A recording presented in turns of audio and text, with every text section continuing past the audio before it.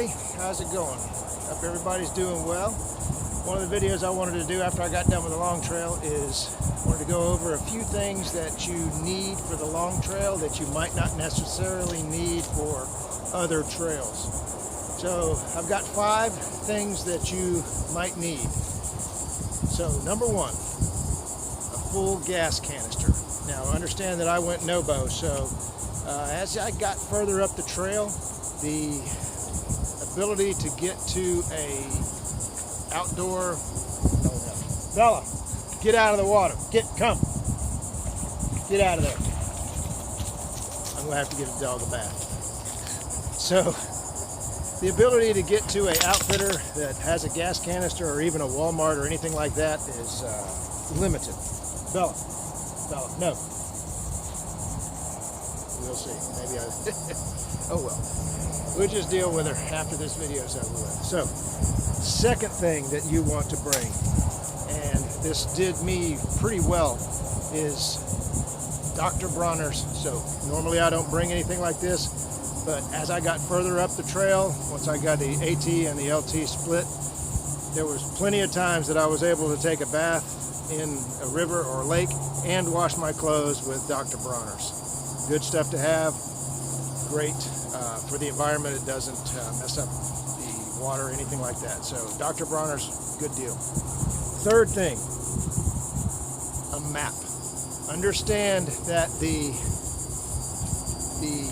long trail and the AT split at about mile 103, 104, somewhere around in there. So you're going to need, other than gut hooks, now I used gut hooks too, but this map was invaluable. This is the Green Mountain Club's map. It's one of those tear-proof, waterproof, it's kind of laminated maps.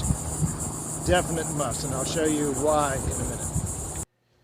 Alright, so the Green Mountain Club Long Trail map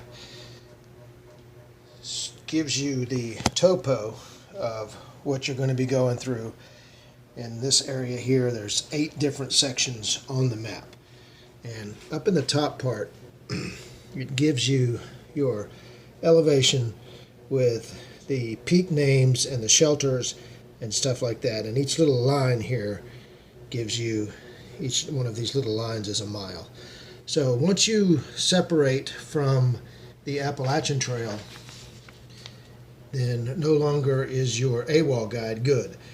So this right here proved to me to be the best map that I could use. Now I did use gut hooks to go through the towns and everything, but what's cool about this map too is you can zoom in onto the areas and it gives you some of the trails that go off into some of the towns. So it'll give you the road and it'll tell you how far it is to the town. So that's pretty good for resupply, and that's what I used as a secondary map other than gut hooks once the trail split from the AT.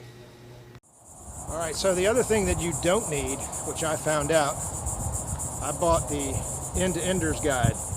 There's some decent information in here. It seems to be a little bit outdated, but I read it, I went through it, I didn't use it at all. I was actually going to leave it for somebody once I got to the north end in the last shelter, but you know, that I actually forgot. So, really? End-to-Enders guide, not needed. I'm not going to leave that there. Leave no trace, remember? All right, the fourth thing, and this is a serious deal when you get up there. You need to find a ride if you're going northbound out of North Troy.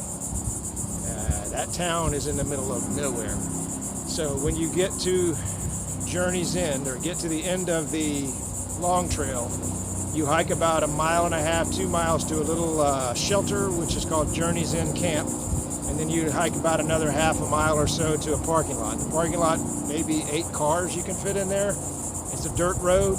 It gets back in there, and there is, once you get past that dirt road, I think you got about 3 or 4 miles to, or maybe even 5 miles to get to the town of North Troy. I don't think it's 5, I think it's 3 or 4. To get to the town of North Troy, and when you get to North Troy, there is nothing there. You know, it's a little town, it's got some houses, and it's got the post office, and I think it has a convenience store, maybe a Dollar General, something like that, but there's no bus service, there's no nothing. So prearrange a ride out of North Troy before you get there. We were lucky.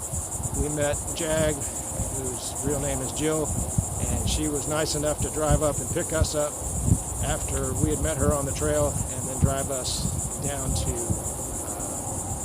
the airport. So we were pretty lucky about that, but we went into it without a ride and not knowing how we were going to get out of there.